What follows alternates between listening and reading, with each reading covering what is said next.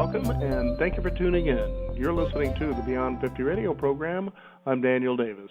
For many of you who have joined our program over the years, you know that one of the key elements that we love talking about is how we can learn to get our brain to work for us. After all, most of us feel enslaved by the power that our brain has to actually have thoughts which we become guided with, making us make decisions that maybe with the end result don't lead us to where we want to go. On the program today, we're going to be joined by someone who did that very thing. She's going to talk about how thoughts can convert the brain's energy into ways that helped her gain faith and intuition in overcoming the challenges she faced in her life.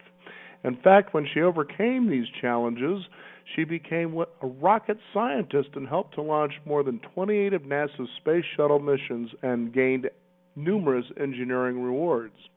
We're going to talk about the hidden figures, a real-life story. Our guest joining us today, Olivia LePoint. Olivia, thank you for being on the program today. Hi, thank you so much. I'm so thankful to be on your show, and it's just amazing to share this information with your listeners. Well, it's very exciting when you find people who overcome obstacles and go on to do great things, and it shows us the power of faith, as you like to talk about, but also the power when we finally realize, wait a minute, I don't need to be enslaved by my brain and my thoughts, and I can get out there and start figuring this stuff out ourselves. Tell us what was going on there in your life that got you from that point to where you moved forward to becoming a rocket scientist of all things. Oh my gosh! Well, that in itself is like a lifetime movie, but let me try and summarize it in a short couple of minutes so your audience can hear what it's about. I am Olivia LePoint, and I was successful in helping launch 28 missions to space with a team of great scientists, and it was part of the NASA program. We helped launch Columbia, Endeavour, Discovery, and at just such great machinery to space. And it was an amazing process to do that, but I had to overcome a lot of challenges in my life. And I talk about this in my TED Talk, Reprogramming Your Brain to Overcome Fear, and I talk about this in my new book, Answers Unleashed, the science of unleashing your brain's power.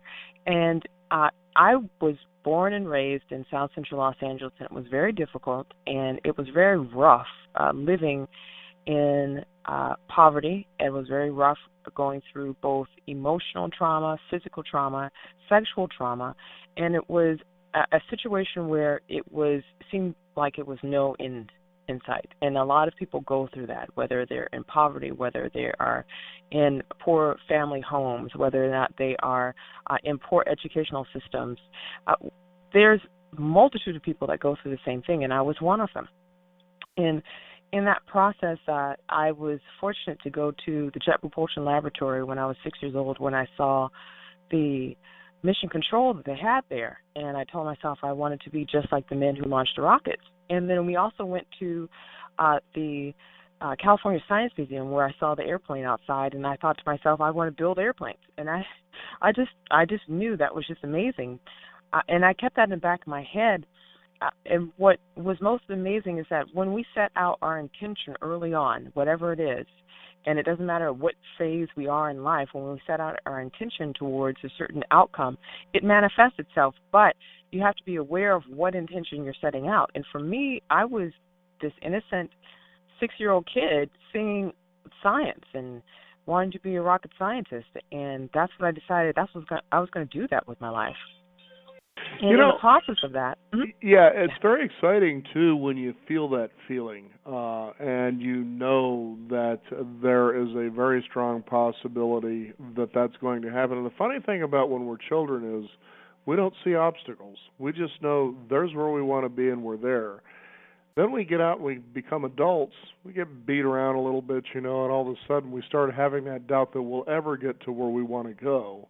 And that becomes the real question is, where did our thinking change? How do we start programming ourselves to become enslaved, as I was talking about, to our thoughts to where we become our own worst enemies? In other words, we start getting in our own way. When did that first occur for you? Oh, gosh. I'm going to share something really deep, but it's something in which I feel is really powerful.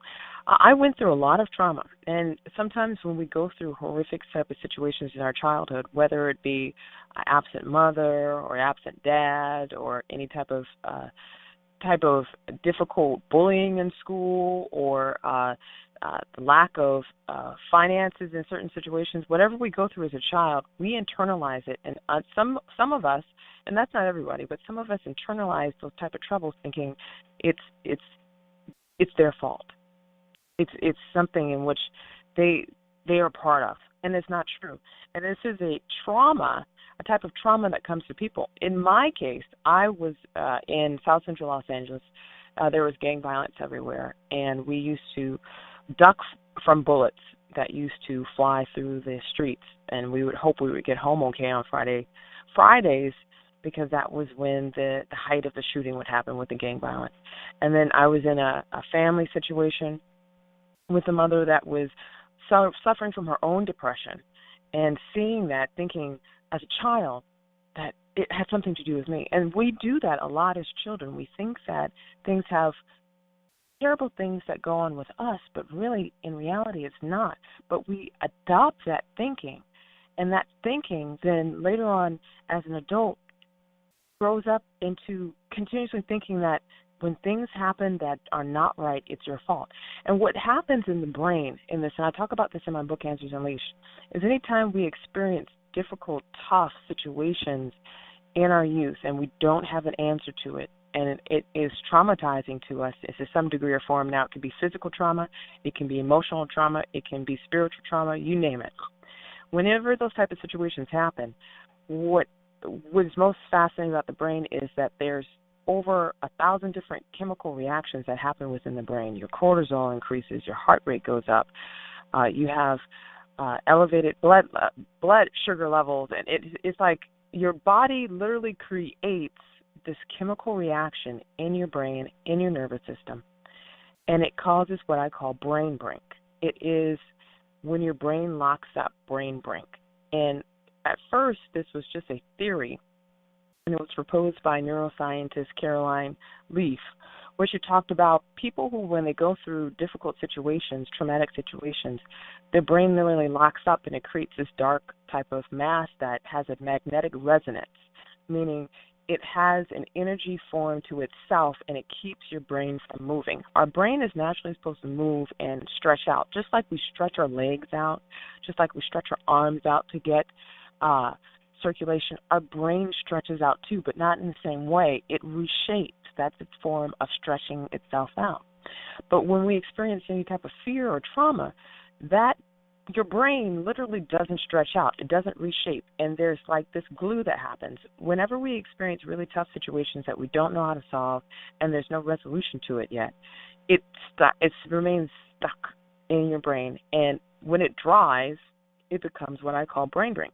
Now, this was first introduced by Caroline Leaf, but it was actually further proven by neuropathologist Dr. Ann McKee.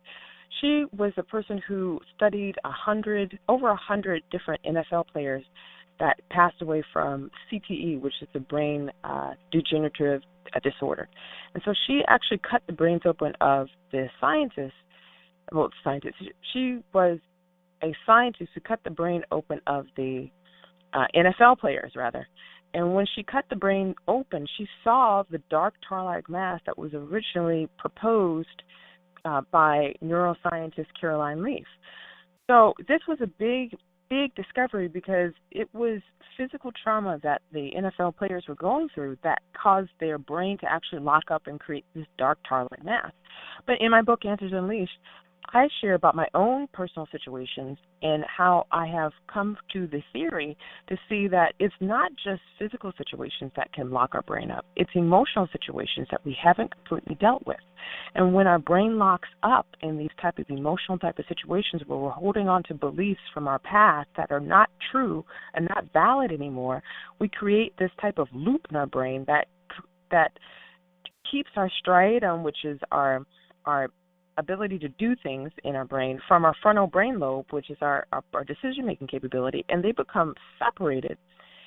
And we don't go in the direction that we need to go unless we become, now here's the kicker, conscious and aware of what our thoughts are in a certain situation so we can actually unlock our brain and turn it back on and reconnect it so we can reshape our brain continuously through making decisions in our life. Mm-hmm. And that is the key part, changing the thoughts, recognizing where the faulty thought has come in, changing it and replacing it, and then taking action so we can actually rewire parts of our brain. Yeah. We have talked a lot about this over the years, and it's funny how sometimes people, they understand it, so they say, but then they still feel lost. I said, no, this is a lot simpler than you think it is. Oh, now, God, it's really tough. No, the tough part is actually working through the process that you're talking about. And I say, okay, well, here's the simplest exercise. As you go through your day and you encounter what seems to be conflict, whatever it may be, it could be when you're at work, your boss tells you to do something like, could you take out the garbage can, for instance? And you find a reaction in your body, and you're going to find it. You're going to discover there it is. Pay attention to that, first of all. Where do you feel it at? Second of all, pay attention. What are those thoughts going through your head about your boss? What does that conversation look like? And when I suggest to people, and this was based on people just like yourself who have brought this to the air, and and I say, go ahead and just kind of write down briefly what was going on there and pay attention to that. And I said, that's your very first step. Your very first step is just becoming aware of what's going on up there. Awareness, yes. Awareness, yes. Yeah, we tend to kind of just follow it. That damn boss, he hasn't given me a raise in 15 years. Why am I always stuck at the bottom? They always pay, and you just pay attention to this nonsense, right? Now, I'll give you an example. This was a good few years back. I was going on as I was living up in Portland, Oregon, and they have they have buses, but then they also have the mass tram, okay, which is another thing that you can take. And they're pretty dog-friendly up in that state. And I went to go get onto one of the TriMet trams, and there was a lady who decided to talk with the drivers, the thing was sitting there for a few moments, about whether or not it was okay to have dogs on the TriMet. And I caught that, and eventually it turned into a really nasty conversation, mostly initiated by me. Oh, no. And the funny thing was, it wasn't even funny, but it was this particular rage that came up. And I sat there, and I was with my wife, and I sat there and I go, where in the heck did that just come from? And I realized that this was a trauma that I had been holding on inside of me from my days in school, where somebody was making decisions without any input or any consideration of how it would affect or make me feel without me having any control over it. And that's what I was viewing this situation where there was just a lady simply asking, what are the rules about allowing dogs on the TriMet? She wasn't being nasty about it. And eventually I realized as I sat there, and I was in a rage, and I was like, where did this come from? But see, that was one of those moments, as we're talking about, that you catch. And I realized not only did I deflate this lady's day, but I wasn't feeling good about what I had just done. Yet at the same time, I was liberated. So I went back and I apologized to her. I said, this had nothing to do with you, and I apologize for that. But it was catching that. And that's what we're talking about here, correct? We really have to know where our thoughts originate from. And that was a great thing that you caught that at that moment in time for your life.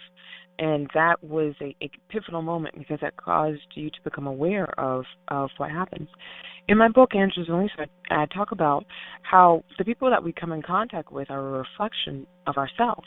Whatever which they are doing, it's actually what we are doing. And if we become upset about it, that's because that's an aspect of our own personality that we don't like.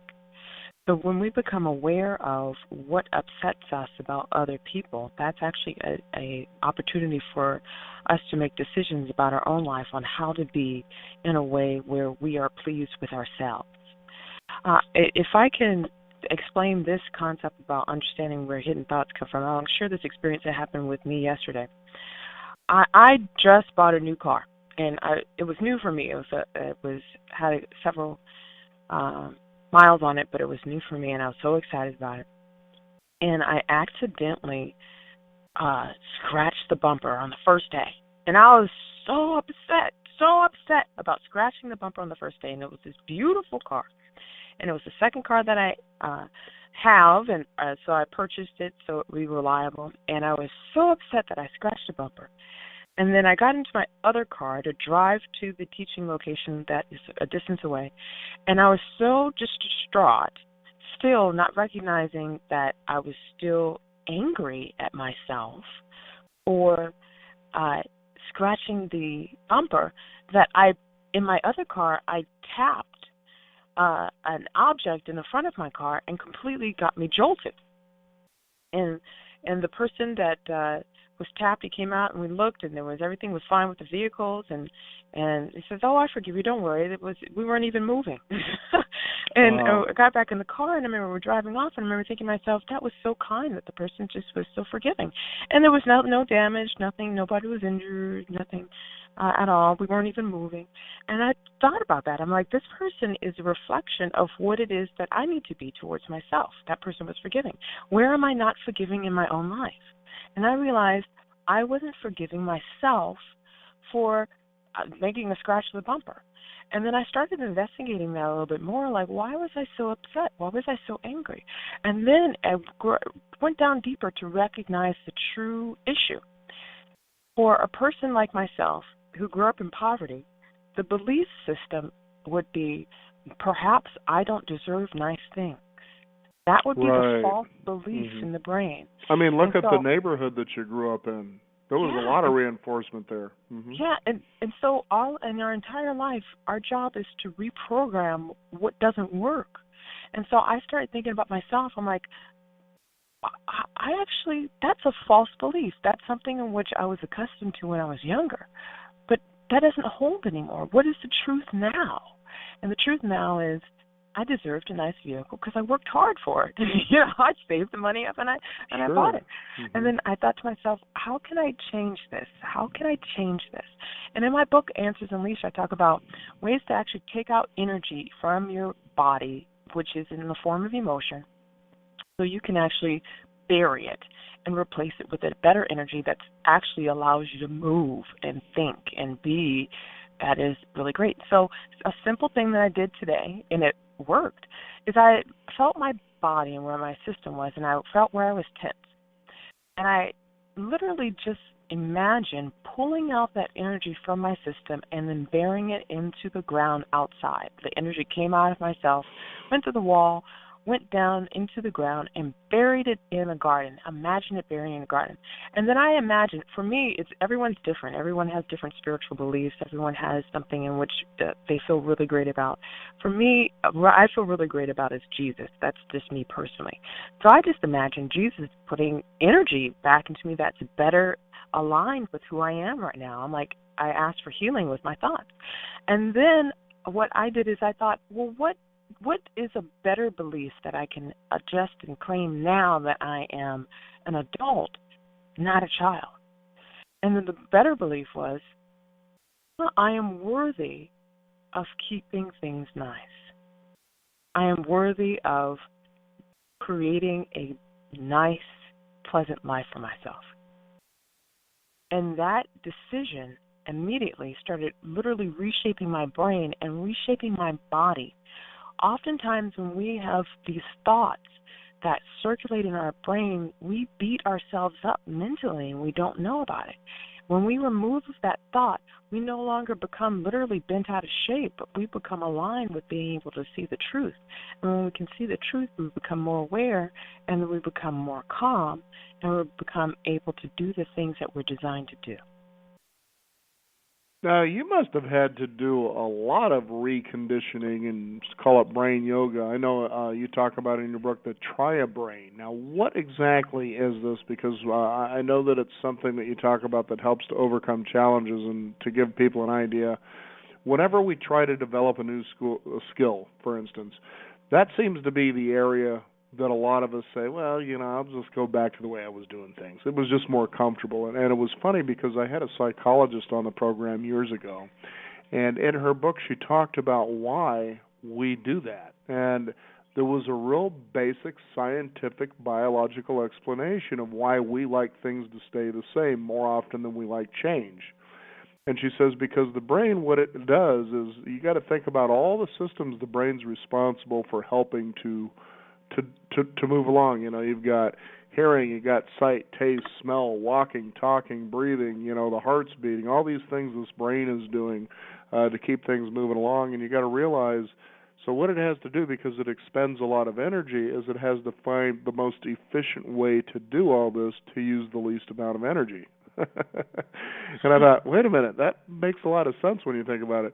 So when you go and you engage in trying to create a new habit, or you try to learn a new skill, as I was just suggesting earlier, is the brain says, whoa, wait a minute, you're causing me to learn something new here just when I got everything firing in the most efficient way I can think of, and you want to add this to me? What are you out of your mind? Then you notice that you start talking yourself out of things. You don't get up and do that little run you want to do in the morning because you want to lose weight or feel fit. You know, things such as that. And I remember the experience I had when I first started to learn to build a website. I got on there, and here was all the tools that showed me how to do this. And I remember there was that point in the very first hour and a half that I thought to myself, I'll just get somebody else to do this. This is just too much for me. You know? But then I sat and I caught myself, just as we've been talking about, with that thought. You know, the anxiety I could feel, the tension in my body, things like that, the worry, the anxiety that I'll never learn this. And I calmed down and I said, wait a minute. I'm going to take one step at a time. And I figured if somebody else learned how to do this, why can't I? And I sat, and then you become amazed at yourself as you take on a new skill that you never had before. You start to learn, you start to develop it, and then you become excited. You know, and that's the point you really want to be, I know, that you're discussing is, why don't you get to that point where you're not only excited about these new things, but you're astonished at what you're able to do. Yeah, I think that's a really good summary of it. I would even go even a step farther to even make this point really drive home for people. It starts with a decision. It starts with a decision. You have to decide what you want for yourself. No one else has that role except you. You and your listeners, and myself included. We make decisions for our life. There's nobody that's going to make a decision for us. And whatever decision that you make, you must hold on to it. If you decide, I'm going to be successful and make money for myself no matter what it takes in an honorable way, you will be tested. You'll be tested in all these different types of areas for you to decide and decide and decide and decide over and over again what you really want. When you make that decision, that process of making that decision literally creates new pathways in the brain. Now, I'm not a psychologist, I'm not a neuroscientist, I'm a mathematician who has learned to be able to apply the process of thought to my own brain so it could reshape. What I have noticed is that when we make a decision about a particular event, we trigger energy in the universe and we trigger our own ability to make change in this world. And it is not always easy. There will be times in which you'll be so frustrated, you'll feel like giving it up, throwing in the towel, and then all of a sudden the towel is thrown back at you. Right. It is because you have made that decision. It's almost like a commitment to yourself that you can't let yourself down. When you recognize that your bigger soul path is dependent on you making a decision that is best for you so you can walk on the path of being able to own your life and be in the place of this world in which you are destined to be, that decision in itself gives you power. And that power then takes a form of a new belief system in your brain. It creates light in your brain. And this is what I talk about in my true brain theory of relativity. It takes light in your brain and converts it to energy. The energy is the desire to get up and face the world and get out there no matter what's happening. And that energy to get up no matter what, no matter if you've fallen down, pushed down, thrown back, you still have the supernatural power to get up. And you still move forward. And when you move forward, you literally create things in this life.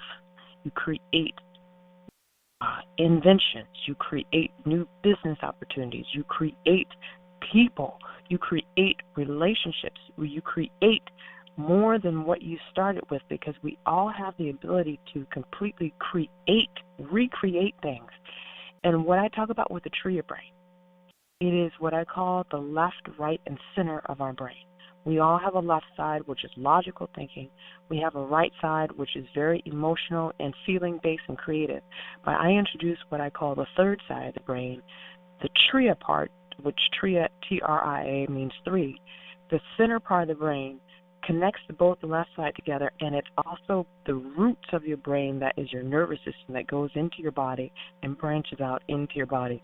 And this scientifically has energy to it. So I explain with chaos theory mathematics as well as Einstein's theory of relativity that our brain has energy to it, and our energy is converted through our thoughts. Now, our brain sends out energy and receives energy, and our thoughts are responsible for converting the energy. So if we have a horrible thought, it's going to convert into an energy that's going to stick us together and give us frustration. If we have a thought that is beneficial to where it is that we want to go, it's going to convert the energy that we experience in life and unleash it in a way that's actually going to be positive and beneficial. But it all depends on us knowing what's going on in our head. Half of us don't. Half of us do. But what allows us to be more conscious of the thoughts that go through our head is doing a couple of things. One is cognitive behavioral therapy. Going to a professional that deals with thoughts, deals with the past type of situations that you've gone through, and figuring out what are the deep-rooted thoughts that hinder you from every type of situation.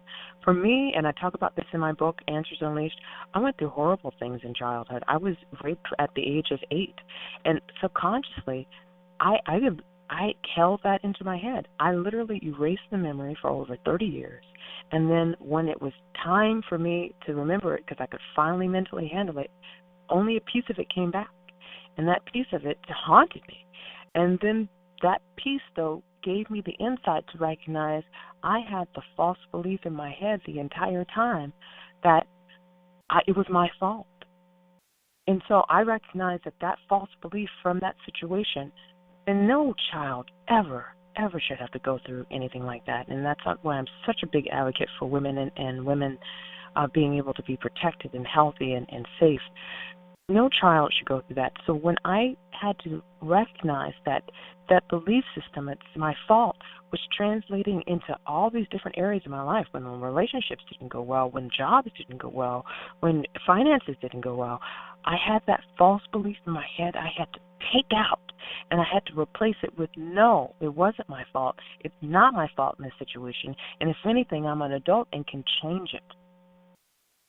And that is the process of being able to take root of whatever you have experienced and take it by the horns, because it's nasty. You take it by the horns and you pull it out of you. And you pull it out of you, and you recognize how you have been hanging on to that thought in that situation, in that situation, in that situation, in that situation, in that situation, and you take it out of every single one of the situations, and you literally replay back in your mind, this isn't my fault. You go back into a situation in the past, that's not my fault. You go back into another situation in the past, that wasn't my fault. You go back to another situation in the past, you're not my fault, and you replace it with the truth. And when you do that, you literally are rewiring your brain in the center part of your brain, which doesn't recognize time. When you go back in the past and rewire it with a new thought, you then rewire the past as well as what you're going to do in the future. Mm-hmm. You know, it's just also amazing to think that you took all this and then you finally moved into an arena such as rocket science, which has a lot of math in it, some real complicated stuff. I think I got as far as algebra, and that was the end for me. That had to be a heck of a challenge in and of itself, didn't it? You know what's funny about that? Uh, I I actually, in order to reprogram my brain, the first thing I started off with was STEM, which was a science, technology, engineering, mathematics. And there's studies that show that mathematics actually rewires and connects to both the left side and the right side of the brain, so the brain actually fires more rapidly. So people that study mathematics actually connect both sides of their brain faster at a faster rate. So I unknowingly was studying math and science, subconsciously reconnecting the parts of my brain that had stalled. And I had failed in my classes before, like algebra, geometry, calculus, and chemistry in my youth, and it was this uh, teacher that tutored me during one of the winter sessions where it gave me my confidence back, where I started going into mathematics and science as a major. And it was after that experience that I decided I was going to go after math and science, but I was unknowingly rewiring parts of my brain. But the science didn't actually completely rewire it. It was through learning to communicate in a male-dominated world. I was the only female, sometimes in a room of 200 men, doing rocket science and making decisions on how something was going to launch into space. And at time I was the youngest person, and at time I was the only person of color. So those three things that I had to figure out was how in the world was I going to communicate with people that had a different communication style. And I unknowingly was learning about myself through being with people who seemed to be completely different than myself. But in doing that and being with someone who was completely opposite of myself, I started recognizing commonalities. What are the things that we have in common? What are the things that we don't have in common? Where's the middle ground? And I started to understand myself through looking at other people. And in doing that, I had to build not only the technical side of my brain that dealt with the mathematics and science, I had to build the right side of my brain, which how was I going to communicate not with emotion, but rather with appropriate feeling. And in the engineering world, it was quite funny. The first day I worked there, it was great. Second day, these women came to me and pulled me into the restroom and told me that they were the secretaries. At the time, they were called secretaries, not administrative assistants. They were the secretaries, and they were women. They said, "You're the first woman that's come on the floor in the last 15 years. We just want to warn you. Sometimes men are not used to working with women, and they'll push your buttons because they think that you're emotional. So it's very important for you to remain calm. No matter what, they will push your buttons. The way that you overcome a situation is to become calm and just respond and not show any type of emotion." And I didn't understand the significance of that until I was tested. I was in a meeting, and my buttons were pushed, and believe me, I wanted to bring the hood out of Olympia. in the middle of that meeting, I wanted to bring the South Central Olympia out, but I thought, no. I've got to communicate this in a way in which they will understand. So in that moment, I was tested and I passed the test, and I immediately went back to the restroom and brought the women in there and started crying. "Oh my God, I can't believe it happened!" And they were my pillars of strength. But in that process of working with men and dealing in that situation, I had to learn how to communicate in such a calm way that respect had to be given. Respect had to be given in a way that I was the one to give it, so it would have to be received. And it was a very successful endeavor because not only did I win Engineer of the Year, Modern Day technology leader within my time there, but I also made great friends with the engineers who are still supporters of till today, and I still keep in contact with them.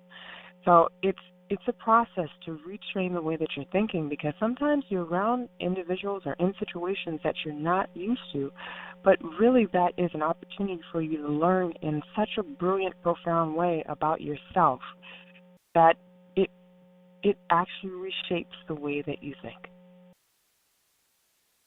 And it's so true. And like I was suggesting earlier, find out those moments in your life, and they happen throughout the day, almost every day it seems, where you find yourself in a tense reactionary mode. And there's your learning opportunity. Would that be true? And you have yes and no. That tense mode is not supposed to be happening all the time, because anytime you have a tense mode, that's actually causing a chemical reaction in the brain that's causing that, what I call brain brink, the glue that sticks your brain together when it dries, Right. when you become No, what I calm, was it's still there. suggesting is when a moment arises, not that you're that way all the time, that a moment arises, you feel this need to react and you feel the tenseness in your body at that moment.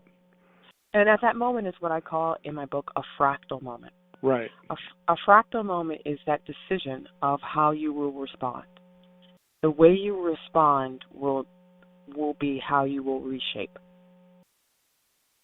So whatever it is that you want in the future, you've got to keep that in your head. And then when you make that decision knowing what it is that you want in the future. Let's say you want to remain calm and level-headed in all situations when you're tested, and you have that moment where you're getting angry, you think, where do I want to be? A perfect example. There was a ex-boyfriend, and this is so hilarious. This woman, which was myself, ran across this ex-boyfriend at a party. And I remember seeing the ex-boyfriend there and being kind to him and saying hello and introducing my friend to him. And then there was another person that came up of the ex-boyfriend's friend and was just telling us more than we thought that we were going to receive in that conversation. It was just too much. And I just remember just turning around and thinking to myself, where do I want to be right now? Do I want to be with this person, or do I want to move towards a better situation for myself? And that was a fractal moment in time, and so I looked at that moment and I said, do you know what? I don't want this. And so I just looked at him and I said, have a great night. And I walked off. And by walking off, that was my way of giving the signal to myself, I'm walking on towards something that is better for me. And the question is, we all do that in our life. What can we make a decision to move towards? You know, and there's the key, is moving toward what you want instead of away from what you don't want, because that actually is one and the same. Kind of funny how that works. What was it like when you first started tackling, let's say, the mathematics of it as you were moving into the direction of your career of working in rocket science? It was very tough. I think what I'm going to say here is going to blow people away. Rocket science wasn't as hard as actually getting my degrees in mathematics itself. Rocket science was the application of what I knew and dealing with all these different tests on if it was going to work. But actually the degrees of actually moving towards a bachelor's degree and master's degree when you had no one in your entire family showing you what to do. They didn't know themselves, and you didn't have any money to go to school. It was literally a fight to actually stay afloat. And wow. It was just, how on earth, for me, I thought to myself, how on earth am I going to be able to keep a roof over my head, let alone pay for school? Right. And every single semester was, how am I going to do this? How am I even going to pay for books? How am I even going to get to campus? How am I even going to stay there? And each year I literally worked twice as hard, because I knew that if you had a GPA of 3.0 or higher, you could qualify for scholarships. So I worked hard to get at least 3.0, and I always shot for 3.5 every semester, just so I could be eligible for scholarships that would partially pay the way. The other times I worked as math tutors, I worked on campus. I even knew that I was an attractive person, so I worked in fashion modeling, saved up the money, and applied it to school so I could get my degree. And that mission of being the first person in my family to actually get a degree was the decision that I made. And that decision, any decision that you make that is really powerful for your life, you will be tested in every way, shape, or form. But it's through each one of those decisions that you make to move closer and closer and closer and closer and closer to that and not give up is what gives you the strength to be able to overcome anything that's thrown your way. And each time you make that decision to move forward, it is literally retraining you like a mental athlete. They have all the different type of slogans for the athletes that perform and they do great things. There's mental athletes. And these mental athletes are the people who study the hard things and learn to reprogram their brain. For me personally, I had to find mentors and I had to find coaches, and these are the people that showed me how to do the mathematics and mentored me and coached me. And it was getting up, taking a bus 2 hours each way to talk to the teacher just to find out how to do a math problem. It was staying after late at work and asking a person who was working at the location to help me with graduate school work, and it was a challenge. And I'm just really thankful that sticking it through and getting both the masters, the degrees, really paid off. Well, that, and if our listeners are really paying attention, which they really tend to on this program, is to listen to the language that you had through this process. Okay, first of all, you had one, what I would call an incredibly awesome obstacle with your family. Now, it's pretty incredible when a person in their family decides to go in a direction that might step outside the family sphere of influence, if you must. And, they challenge you, well, why would you want to be doing that? Don't you think that's kind of a waste of time? And then pretty soon when you're hitting a couple little, obstacles on this path that you decide to be on, just go ahead and go back to what you were doing before. It wasn't so bad now, was it? See, they're all talking you out of it, and they believe they're doing it for your own best emotional interest. And I'm sure you'll agree with me there that you heard probably a lot of that. I know I did. And it was fine with me because the more they were telling me, maybe you should just go and do this, the more I said, no, I know now that I want to go do that. But here's the other thing to pay attention to, too. It wasn't so much that you were sitting there at moments, when it came to needing books or needing tuition, you weren't saying things like, well, I guess maybe they're right. This isn't ever going to happen. This is just too hard. There's probably easier things like becoming a model that I could be doing. But what you were asking was different questions, and that was, how am I going to find the money to be able to get the books for my next semester? What do I need to do to be able to get caught up perhaps in this area of work that I feel that I'm getting behind in? So you were asking a whole different set of questions that only usually successful people ask. That's the difference. It's the conversations that successful people have with themselves that unsuccessful people don't. And the questions as well. And I'll give you an idea. Some years back, there was a really cool guest we had on our program, and he talked about and wrote this book called Affirmations. Now, we all know about things such as, what do they call those again? Affirmations, okay, where you say something allegedly over and over about who you are or what you have, and eventually the brain says okay, and it accepts it and becomes true. I know from your experience maybe those won't be as good as, say, an affirmation, which is where you ask your brain a question. So instead of saying, I am a multi-millionaire by 2019, your awesome subconscious brain steps in and it says, what are you kidding me? You've been broke your entire life. I mean, look at your family. It's like a disease. It's genetic that you must stay poor. So you can see how an affirmation is very ineffective, at least in that realm. How will I become a multimillionaire in 2019 is a different matter altogether, and our brain, such as I'm sure you know as well as anyone, is made to solve problems. Wouldn't you agree that that's a better approach? I would definitely agree because there's one really, really a key part of affirmations where it falls apart. Affirmations, when you say, I'm a multimillionaire and you don't have any money in your bank, you're lying to yourself. Right. And there's the subconscious mind giving you all the evidence that, no, you're not. Nothing's a lie. There's no money in your bank account. Yeah, you're basically lying to yourself. Anytime you lie to yourself, you actually stunt your brain. You are actually causing your brain to actually atrophy and kind of become stuck. So anytime you lie to yourself, like if you're you think you want to believe you're in a good relationship, oh yes, he's like the greatest guy, and at home you go home, why hasn't he called? Then you're lying to yourself. Anytime you experience anything like that, you actually start separating yourself, meaning you start separating your brain, you start separating yourself, being able to know the truth. So the way you kind of completely reconnect yourself is by recognizing who you were versus who you are and who you will be.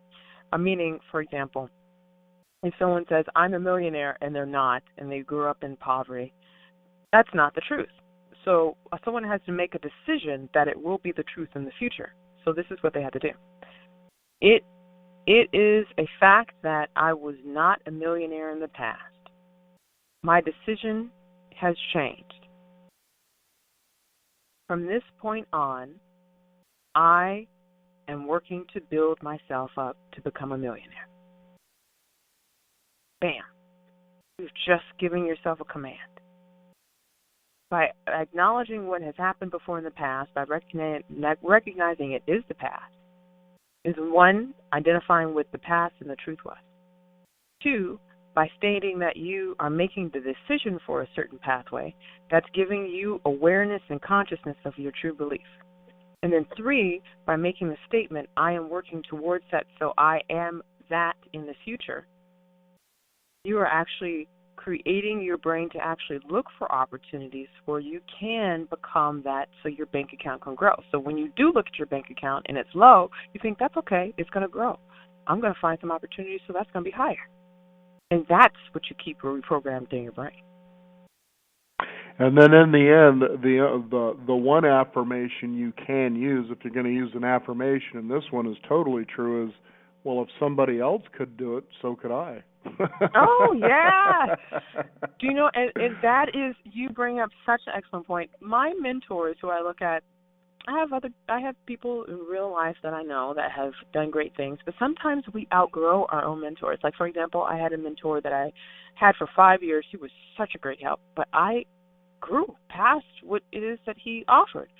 And at first I was like, oh my gosh, it's not good that I outgrew my mentor. And a lot of women do that. They get really upset once they realize that somebody in their life is not going to be in their life anymore. Some men get upset like that too. But in reality, we grow. We're not always supposed to be with the same person all the time unless we're married to them. And even in that type of situation, you have to really make a decision every single day to be with the person. But in the sense of who you want to be like, there's people who you want to be like. Like for me, I love Jennifer Lopez. I will look at her like there's no tomorrow. I love how she performs. I love her talent. I love how she's able to critically think about her market and learn to be able to address her market and pull in people of all different ages to her work. She's brilliant. And she knows how to do business contracts, so she does her own productions. So although I'm not a singer, I look at her business mind. And I think, if she can do that, how can I apply that to my own situations? Mentors and people that inspire you don't always have to be people that you know. You can recognize qualities about someone and pick up on that particular quality and use that quality in your own life.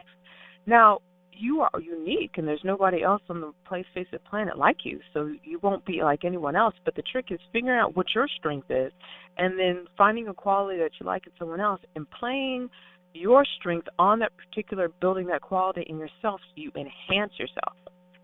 So that's the ability to actually grow and do well. And like Oprah. Oh, I love watching Oprah. Now, this is the craziest thing. I love watching Oprah because she has been through situations in which I have been through, almost like identical. And I look at her background, I'm like, oh my gosh, this is like amazing. And although her approach to talk shows and things like that are different, I look at her background and I think to myself, if she started with nothing and yet she made billions and millions first and then billions, I can do that too. I wonder what way in which I can do that. Then the brain then triggers, okay, if we have one example, there has to be more examples out there. So then you start looking for those type of ways, those type of qualities and examples that you start working towards. And it's pretty amazing. It's much like that, I don't know if you remember those posters they used to sell in the mall where you would walk by and it was a bunch of colored dots. And then your son or your daughter would point out there's a giraffe, but you didn't see that there until you really paid attention. And what you're talking about is that unique phenomenon where once you say, well, I see and recognize this here, all of a sudden it's all around you.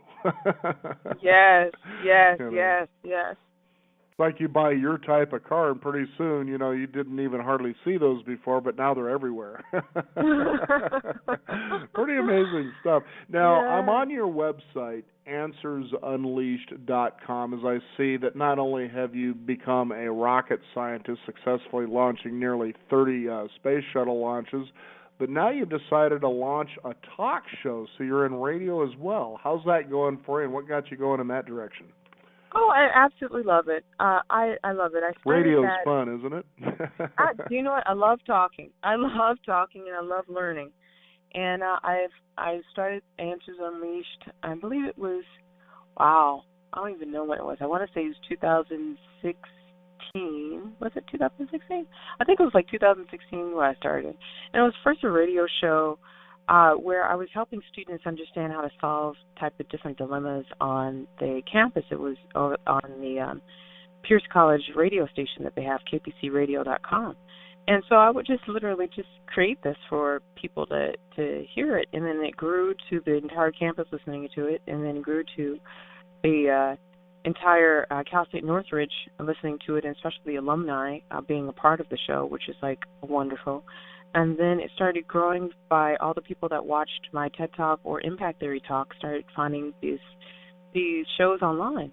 And it was so amazing because they were just, give us more. And I think to myself, wow, they're really enjoying this. And it just grew. And so we created the Answers Unleashed platform on answersunleashed.com as a radio show. And then we created the book, Answers Unleashed. And then now we created the TV show, Answers Unleashed. And it's all about education. And the radio show is based on reshaping your brain, rather, with science and faith to find the answers in front of you. There's always answers, but the question is sometimes we're so caught up we can't see them right in front of us. So the radio show is about helping you find the answer to your life. Everyone's life is different, but you have the answer. And so it's just empowering people to be able to find it. Right. And a lot of times, too, the searching is harder than the actual finding. And it's funny that once you find the answer, you realize, I can't believe it was that simple. It's usually the answer is usually hovering around us the entire time. Right in front of you. We don't know it, yeah. Mm-hmm. But it's only when we become able to see it, then we can see it's right in front of us. So it's becoming aware. And the book, Answers Unleashed, The Science of Unleashing Your Brain's Power, is really a detailed look about how I reshaped my brain, how I helped my mother and my sister recover from their brain surgeries, which is a totally different story that's in the book. And it tells about other people's stories that deals with those decision moments where they've changed their lives and worked through in that decision. And so the book, it really is a powerful book that helps people not only understand the power of their thoughts and how their thoughts can actually change their energy and their circumstances in their life, but also shows them mindful technology devices you can take and use, and mindful type of exercises that you can use that will allow you to become more peaceful and aware in your being. And it's simple things that people can take with them on a daily basis so they can use it. And then we created the Answers Unleashed TV show, which is unleashing the power of knowledge so you unleash the power within you. A lot of people, once they have the information, they feel that they can actually use it. The tough thing is getting it. So we created the TV show it's almost like a PBS for the web. We don't necessarily do anything except create these shows and put it out there for people to see it. And we love having any type of sponsors that we can to create these educational shows for people to know about books or the power of public speaking or know about the brain. And so we're creating these shows for people of both of high school, college, young professionals, as well as seasoned professionals, to know educational things so they can be inspired to move forth in knowledge so they have the power to change their own life. Well, very good. It's good knowing that people like you are out there taking their experiences and broadening them in such a way that people say, I can relate to that. I can see she kind of came where I came from, or at least it seems that way anyway, and that I can get to there. And that's all you need to know, is that if it's possible, then you can do it. The question is, what kind of work are you willing to do to get to that point? And the biggest thing that you talked about here that needs to be very, very clear, and I really enjoyed that in the movie The Founder, starring Michael Keaton, about Roy Kroc, is persistence. You just stick with it until you get to where you want to go. That's just all there is to it. And if you got that down, most of the stuff becomes easier. So, I want to thank you, first of all, for being on the program today. How can people get a hold of your book, Answers Unleashed? Oh, thank you so much. You can go straight to our website, andrewsunleashed.com/books, and they can find the show and the book there, and they can order it off of Amazon. You can go to Barnes & Noble and order it, or you can actually download it on the Kindle as well as ebook readers and get the book that way. Very good. Now, I do have one last question as I'm looking on your website here. You have a question down here, which is a math problem, and I'm wondering, is that for potential accountants? What problem? What math problem? It says right down below messages here, 11 plus 2 equals, and you put a number in the box and submit. Now, the answer to that question, if you're looking for an accountant, should be 11 plus 2 is anything you want it to be. Olympia, thank you so much for sharing your story and being on the program today. Very inspirational. Thank you. Thank you for having me. You bet. I want to thank you, the listeners out there, for finding out more about this, as you can discover more at AnswersUnleashed.com, which is the website where you can find the title of the very same book with our guest, Olivia LePoint. You can also discover more at Beyond50Radio.com. That is the number 50. We do encourage you to sign up for our weekly e-newsletter to keep up to date with what's going on in the world of Beyond 50, as well as our upcoming shows. I'm Daniel Davis. Thank you for joining us. This is the Beyond 50 radio program. And remember, live your day past halfway.